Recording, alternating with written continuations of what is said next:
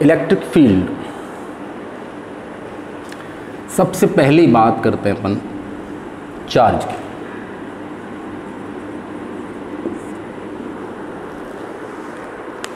Charge एक intrinsic property है किसी भी बॉडी की, किसी भी सब्सटेंस की। और चार्ज जो कि एक इलेक्ट्रॉन है, प्रोटॉन है, इलेक्ट्रॉन पर नेगेटिव चार्ज होता है, प्रोटॉन पर पॉजिटिव चार्ज होता है, हिडन प्रॉपर्टी है। और चार्ज आता कैसे है? चार्ज आता है इलेक्ट्रॉन के ट्रांसफ़र से। अगर एक बॉडी से इलेक्ट्रॉन दूसरी बॉडी में ट्रांसफ़र करेंगे तो ये चार्ज क्रिएट होता है। वो नेगेटिव या पॉजिटिव हो सकता है। सपोज दैट अगर हम कहें कि एक ग्लास रॉड ले लें और एक सिल्क क्लॉथ से हम उसको रब करें। ये ग्लास रॉड है,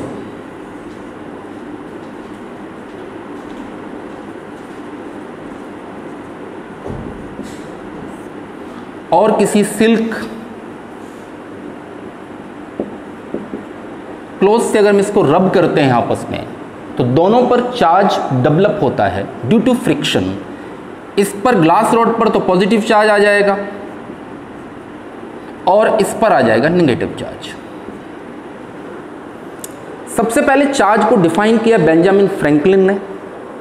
उन्होंने बताया कि चार्ज कैसा हो सकता है, नेगेटिव और पॉजिटिव, डिपेंड है इलेक्ट्रॉन के ट्रांसफर से। सपोज दैट अगर हम कहते हैं कि एक एटम ले रहे हैं, सोडियम Na, सोडियम का जो कॉन्फ़िगरेशन होता है वो होता है 11, और इसका कॉन्फ़िगरेशन अगर हम कर दें 281। कैल्शियम का एटॉमिक नंबर है 17, कॉन्फ़िगरेशन हो गया 287। अगर सोडियम के आउटर मोस्ट ऑर्बिट में इलेक्ट्रॉन है 1, इसके आउटर मोस्ट ऑर्बिट में इलेक्ट्रॉन है 7, दोनों ही अपनी ऑक्टेट कंप्लीट करना चाहते हैं। अगर यहाँ से एक इलेक्ट्रॉन ट्रांसफ़र होके क्लोरीन पर चला जाए तो सोडियम ने एक इलेक्ट्रॉन लूज किया है, तो this is a positive charge, and chlorine को एक इलेक्ट्रॉन मिला है, this is a negative charge. तो ये चार्ज डेवलप होता है इलेक्ट्रॉन के ट्रांसफ़र से। हम दो बॉडी को जब रब करते हैं, फ्रिक्शन, ड्यूरिंग फ्रिक्शन जब हम दो बॉडी को रब करते हैं तो डिफरेंट टाइप की बॉडीज होनी चाहिए। अगर सेम टाइप की बॉडी होंगी, अगर एक सिल्क वूल से दो हम सेम ग्लास रॉड को रब करते हैं, दोनों ग्लास रॉड पर पॉजिटिव चार्ज आ जाएगा। पॉजिटिव चार्ज एक दूसरे को क्या करते हैं? रिपेल करते हैं, प्रतिकर्षित करते हैं। और अगर अपोजिट चार्ज एक दूसरे को अट्रैक्ट करते हैं, अगर पॉजिटिव है और नेगेटिव है दूसरे को क्या करेंगे? अट्रैक्ट करेंगे। तो फ्रिक्शन में होता क्या कि जब दो बॉडी को आपस में रब किया जाता है तो एक बॉडी, हर बॉडी का, अगर डिफरेंट बॉडीज हैं उनका अपना अपना एक वर्क फंक्शन होता है।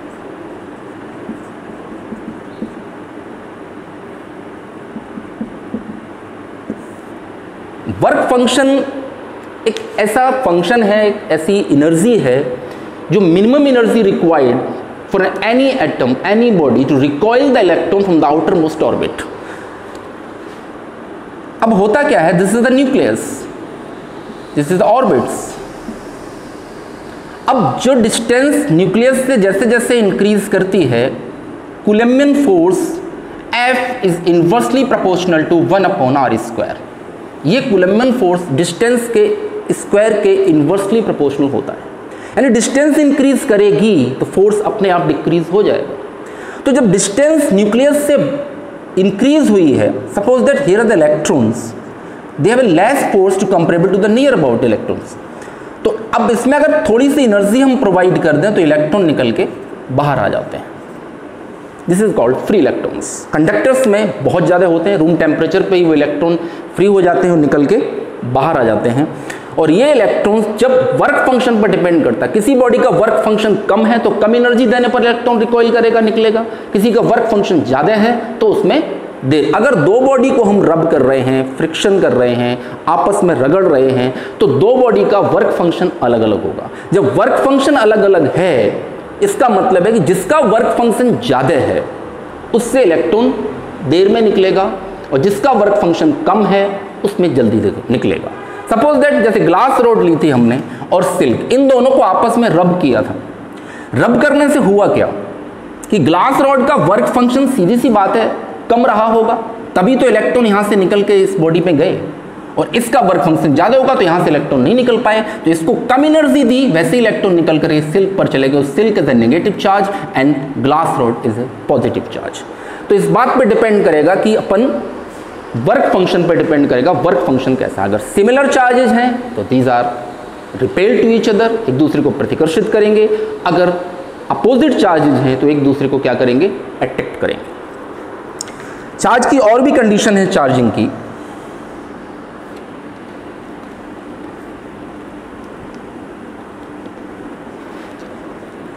हम इलेक्ट्रिक फील्ड, कैपेसिटर और इलेक्ट्रिक पोटेंशियल, ये 3 चैप्टर्स पढ़ेंगे इकट्ठे। एक पूरी कंप्लीट यूनिट है जिसको हम कहते हैं इलेक्ट्रोस्टैटिक।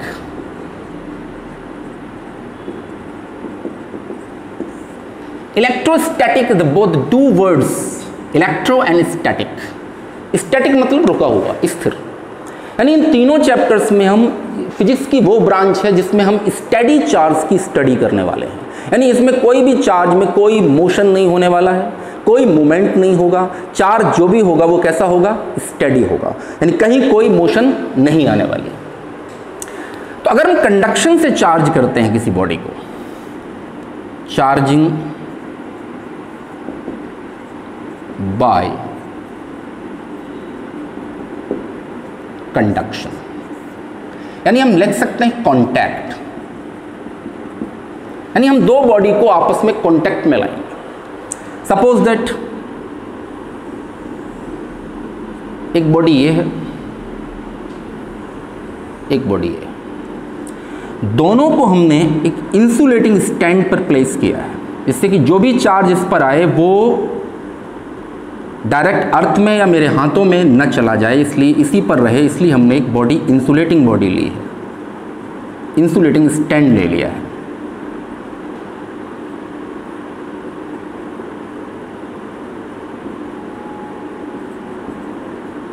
इस पर चार्ज है, इस पर कोई चार्ज नहीं। अभी हमने कांटेक्ट में नहीं लिया इनको। एक पर चार्ज है, एक पर चार्ज नहीं है, दोनों ही कंडक्टिंग बॉडीज हैं। हमने एक इंसुलेटिंग स्टैंड पर रखा जिससे कि इनका चार्ज अर्थ में ट्रांसफर न हो जाए, या अपने हाथ में ले तो मेरे हाथ में ट्रांसफर होकर बॉडी से होके अर्थ में जा सकता था, इसलिए हमने इंसुलेटिंग स्टैंड पे इसको रख दिया है। अब सेकंड केस में इन बॉडी को हम टच कराते हैं आपस में।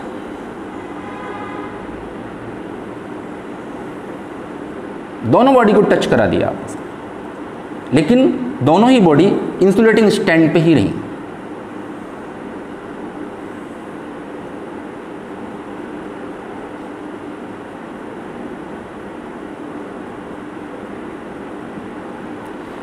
तो चार्ज का सिस्टम होता है, चार्ज अगर इंक्रीज ज़्यादा है किसी बॉडी पर, इसका मतलब उसका पोटेंशियल ज़्यादा है, विभव उसका ज़्यादा है, यानी ये हायर पोटेंशियल पर है, this is a lower potential, because this is Q is equal to 0। यहाँ पर कोई चार्ज नहीं है, यहाँ पर चार्ज है, मैक्सिमम चार्ज है इस पर, तो is a higher potential, is a lower potential. Potential से मतलब होता है लेवल, इसका लेवल ऊंचा है, इसका लेवल नीचा है। तो चार्ज का जो फ्लो होगा वो higher level to lower level जाएगा, higher potential to lower potential. इसका है पोटेंशियल लो, इसका है हाई, तो charge transfer from higher potential to lower potential and distributed equally both the bodies, because both the bodies are same capacity. यानी अगर charge दोनों पर, इस पर Q था, इस पर मान लो कैपिटल Q था, सपोज दैट, तो हम ऐसे दिखा सकते हैं the total Q dash is equal to 0 plus Q by 2, so Q dash is equal to Q by 2। Half of charge develop हो जाता दोनों बॉडीज पर। अगर हम इनको सेपरेट कर दें दोनों को अलग अलग वापस, तो वापस दोनों पर इक्वली चार्ज जितना है उतना बना रहेगा दोनों पर।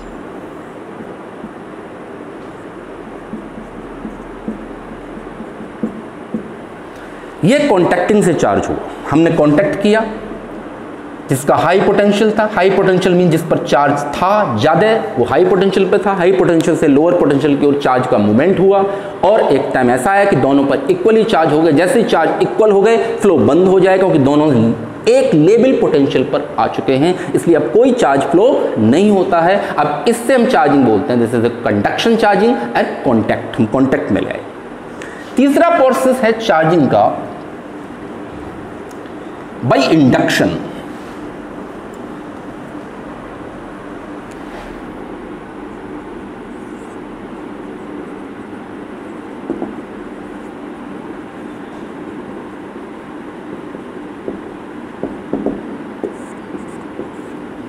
प्रेरण द्वारा चार्ज, एक दूसरे की प्रेरणा से कोई काम हो।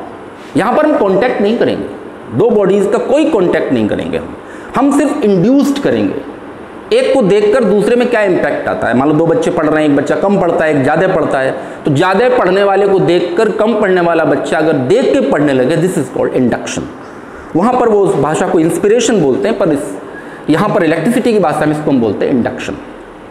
होता क्या है, हम कोई बॉडी, एक बॉडी है सपोज दैट, इस बॉडी को हमने एक इंसुलेटिंग स्टैंड पर रख दिया, जिससे कि इस पर जो भी चार्ज आए वो अर्थ में न जा सके या मेरे हाथ में ना आए। इस पर कोई चार्ज नहीं है अभी, हमें इस बॉडी को चार्ज करना है। हमें जब इस बॉडी को चार्ज करना है तो हमें करना क्या है, एक रॉड लानी पड़ेगी अपने को, जो कि है चार्ज रॉड।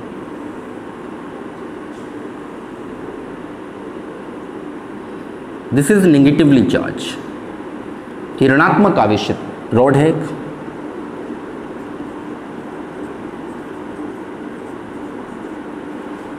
लेकिन हम इसको कोई टच नहीं कर रहे, नो, कोई टचिंग नहीं है, दूर से है। अब होता क्या है कि दिस इज अ कंडक्टर, ये कंडक्टर है। हम आपको बता चुके कंडक्टर्स में फ्री इलेक्ट्रॉन्स बहुत होते हैं, फ्रीली मूव करते रहते हैं, क्योंकि कंडक्टर में जो बैंड लेवल है वो बात की बातें हैं हायर लेवल की, जब इलेक्ट्रॉनिक्स बात करेंगे तब इस पर चर्चा करेंगे अपन। लेकिन अभी ये जान लें, कंडक्टर्स जो होते हैं उसके आउटर मोस्ट में जो इलेक्ट्रॉन्स होते हैं वो इजीली फ्री हो जाते हैं और कंडक्टर में आराम से घूमते रहते हैं एज ए रूम टेम्परेचर पर, तो इसमें बहुत सारे फ्री इलेक्ट्रॉन्स हैं। अब जब इस चार्ज रॉड को इसके पास लाते हैं, this is the negatively charge. अब नेगेटिवली चार्ज जब रॉड है इसके पास आएगी, इसमें बहुत सारे इलेक्ट्रॉन्स हैं, तो इलेक्ट्रॉन्स पर भी नेगेटिव चार्ज होता है, इलेक्ट्रॉन से नेगेटिव चार्ज।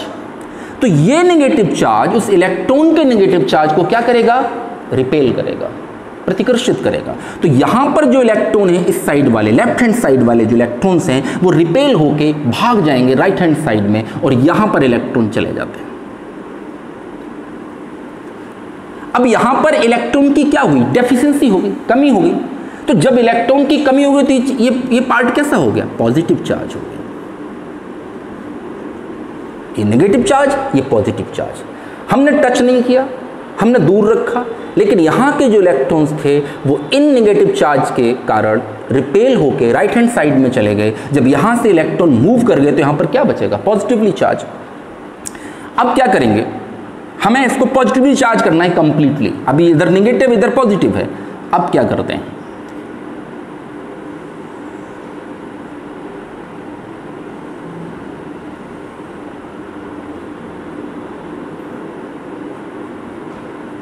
अलग अलग बॉडीज नहीं है, वही बॉडी है, बस ये डायग्राम फर्स्ट है, ये सेकंड केस है इसका। रॉड वैसी रखी हुई है, लेकिन हमने काम किया,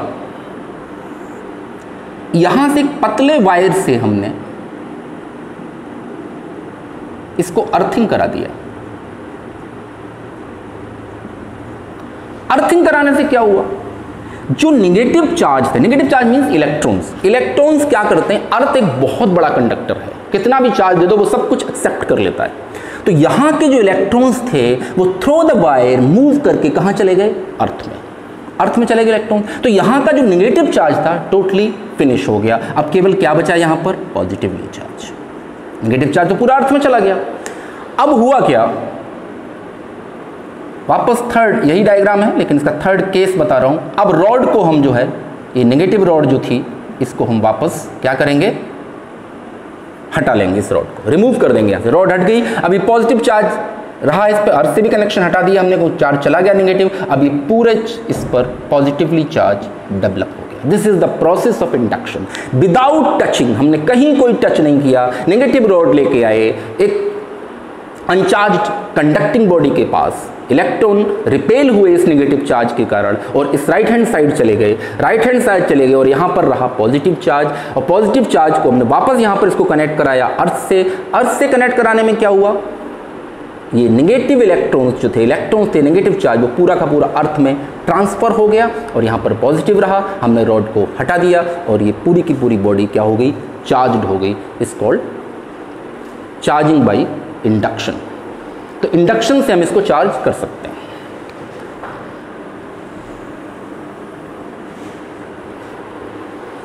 अब चार्जिंग के दौरान जब चार्ज होता है कोई बॉडी, तो कोई मास में डिफरेंस होता है कि नहीं होता है। जैसे एक बॉडी थी, इस पर नेगेटिव चार्ज है, एक बॉडी थी उस पर पॉजिटिव चार्ज है। मास हम कह रहे दोनों के सेम हैं, m एंड m। अब मास सेम है, वैसे इलेक्ट्रॉन का जो मास होता है वो 9.1 into 10 to the power minus के 31 kg होता है। ये इलेक्ट्रॉन का मास होता है। वैसे तो इलेक्ट्रॉन का मास नेग्लिजिबल है, 10 टू द माइनस 31 है, नेग्लिजिबल मास है, लेकिन कुछ तो अगर हम फिजिक्स में आए तो कुछ ना कुछ तो चेंज होगा। अगर पूछा जाता है कि मास में कोई डिफरेंस हुआ कि नहीं हुआ दोनों में, तो मास में कैसे डिफरेंस निकालेंगे आप। इस पर नेगेटिव चार्ज है, इस पर पॉजिटिव चार्ज है। पॉजिटिव चार्ज तब होता है जब इलेक्ट्रॉन लूज होता है, यानी अगर इससे हम 6 इलेक्ट्रॉन लूज हुए हैं तो टोटल मास कितना लूज हुआ, 6 into 9.1 10 to the power minus 31 kg। इतना मास लूज किया इसने, और ये मास किस पर आया, इस पर। अगर ये m1 m2 कह दें तो m1 is greater than m2। यानी अगर चार्जिंग बॉडी है, अगर पॉजिटिव चार्ज है तो उसका मास कम होगा, और नेगेटिव चार्ज बॉडी है तो मास अधिक होगा। अब इसके बाद का जो पोर्शन है वो नेक्स्ट लेक्चर में अपन देखेंगे। Thank you.